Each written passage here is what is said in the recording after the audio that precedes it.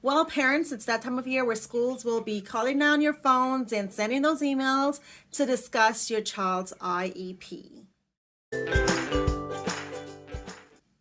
Hi everyone, Annasha here from Shayla's Voice. Welcome, welcome, welcome to our channel. If you are a returning subscriber, we're happy to have you back. And if you are a new subscriber, welcome. We appreciate you being here. Our channel is about our journey with autism. Our daughter Shayla is 9 years old and was diagnosed with autism just about 2.5 to 3 years old. So we've decided to use this avenue just to share our story, our triumphs, our tribulations, the good, the bad, the ugly, the not so ugly, just to share with you guys in the hopes of educating, inspiring, supporting any which way that we can help. We want to. So we really hope that you stick around and you enjoy this channel. Thank you again for stopping by. For a lot of us special needs parents, the term IEP is not new, but for anybody receiving a diagnosis for the first time, it is something that we really need to get into and really understand to ensure that our kids are supported fully. So in this video, we're going to break down what an IEP is in the hopes that you can support your child a lot better alongside your schools and other support systems. What is an IEP? An IEP is an individual education plan. It is a documented plan for our kids who require special education, derived based on the assessment of the child's strengths and their needs.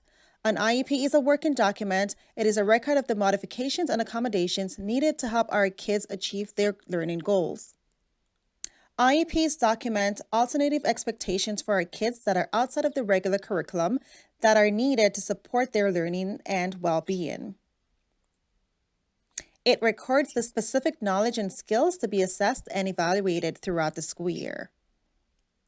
As a mother, I view it as an accountability tool for everyone who has responsibilities in supporting Shayla to meet her documented goals. It is important to note that an IEP is not a description of everything that will be taught to the child or a daily lesson plan. An IEP, as I mentioned before, is a working document and it is reviewed throughout the year. So why should a student need an IEP? A student will need an IEP if they have been identified as exceptional by an IPRC, or if they're not identified but have significant learning needs that cannot be met with formal interventions such as a normal learning classroom. So who decides whether or not your child needs an IEP? That decision is a collective decision, usually involving the teachers who work with your child, the school principal, any support staff at the school, as well as yourself as parents, and any other sources who work with your child on a day-to-day basis with the intent of helping your child achieve their goals. An IEP is a collaborative process. Usually, the school's principal is bound by law to implement an IEP where it is deemed necessary based on the child's learning needs. At the beginning of the school year, the teacher will get to know your child and gather information. Information gathering can come from a number of different things. The teacher will look at the academic status of the child, their social behavior, their behavioral patterns in general, their enrollment history, their attendance, previous IEPs, gather information from outside resources, anything they can use to assess and implement the right IEP for your child to ensure that they maximize potential for your child to meet their goals. Anything that they can use to help support your child to achieve their goals can be monitored and assessed to be implemented and documented in an IEP.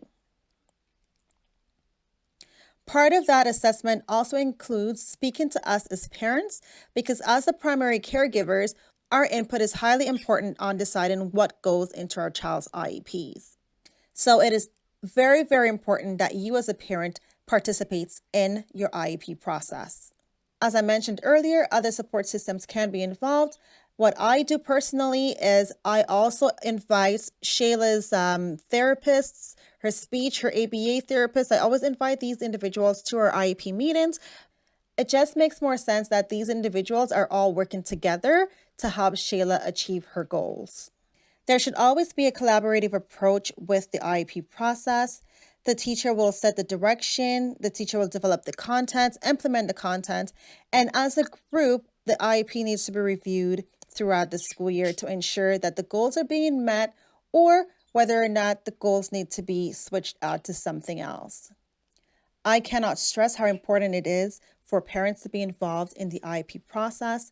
We definitely need to sit down with the teachers and principals and whatever support systems are in place to ensure that everybody is working on the same goal to help our child become the best that they can be.